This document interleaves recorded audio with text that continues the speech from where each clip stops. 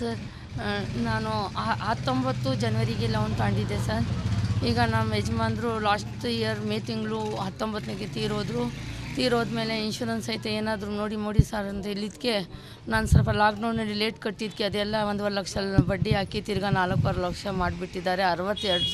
84 ಕಂತಿನಲ್ಲಿ 62 ಕಂತಿದ್ದೀನಿ.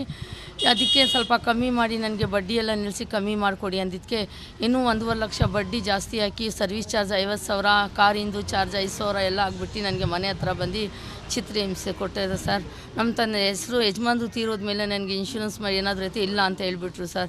ನನಗೆ ಈಗ ಹುಷಾರಿಲ್ಲ, ನನಗೆ ಸ್ವಲ್ಪ ಬಡ್ಡಿ ಎಲ್ಲ ನಿಲ್ಲಿಸಿ ನಾನು ಎಷ್ಟು ಕೊಡಬೇಕು ಏನು ಕೊಡಬೇಕು ಅದು ನಿರ್ಧಾರ ಮಾಡಿ ಟೈಮ್ ಕೊಡಿ ಅಂದ್ರೂ ಮನೆ ಹತ್ರ ಬಂದು ಚಿತ್ರಹಿಂಸೆ ಕೊಡ್ತಾರೆ ಸರ್.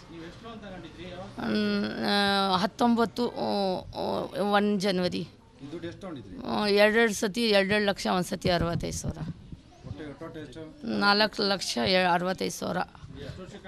ಅವ್ರು 8 ವರ್ಷ ಹಾಕಿ 10 ಲಕ್ಷ 20,000 ಬಡ್ಡಿ ಹಾಕಿದ್ರು. ತಿರ್ಗಾ ನಾನು 64 ಕಟ್ಟಿದ್ದೀನು ಅಂದ್ರೂ ತಿರ್ಗಾ 2 ಲಕ್ಷ ಬಡ್ಡಿ ಹಾಕಿದ್ದಾರೆ. 12,255, 62, 22,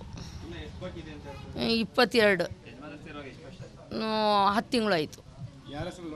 ಯಜಮಾನ್ರ ಹೆಸ್ರ ಮೇಲೆ ಅವ್ರು ಕೇಳಿದ್ದಕ್ಕೆ ಇಲ್ಲ ಅಂತ ಹೇಳಿದರು. 5 ಸ್ಟಾರ್ ಕಂಪ್ನಿ, ಅದು MG ರೋಡ್ ಹತ್ರ ಒಂದು ಬಿಲ್ಡಿಂಗ್ ಐತೆ, ಅದು ಅಲ್ಲಿ ಆಫೀಸ್ ಐತೆ. ಕಟ್ತಾ ಇದ್ದೀನಿ ಸರ್. ಲಾಕ್ಡೌನಲ್ಲಿ 2-3 ನಿಲ್ಲಿಸಿದ್ದಕ್ಕೆ ಮೊನ್ನೆ ದಿವಸ 50,000 ಒಂದು ಸತಿ, 25,000 ಒಂದು ಸತಿ ಕಟ್ಟಿದೆ. ನೋಟಿಸ್ ಕಳಿಸಿದ್ದಾರೆ. ತಿರ್ಗಾ ಅದಕ್ಕೆ 2 ಲಕ್ಷ ಏನೋ ಬಡ್ಡಿ ಹಾಕಿದ್ದಾರೆ. ನಮಗೆ ಏನಿಲ್ಲ ಸರ್, ನನಗೀಗ ಬಡ್ಡಿಗಳು ಕಟ್ಟೋಕ್ಕಾಗಲ್ಲ. ಎಷ್ಟು ಅಸಲೈತೆ ಅಷ್ಟು ಕಟ್ಟಿ ನನಗೆ 3 ತಿಂಗಳು ಟೈಮ್ ಕೊಟ್ಟು ನನ್ನ ಪೇಪರ್ ನನಗೆ ವಾಪಸ್ ಕೊಡಿಸಿ ಸರ್. ತಬಸ್ಸುಮಾರ ಅಂತ.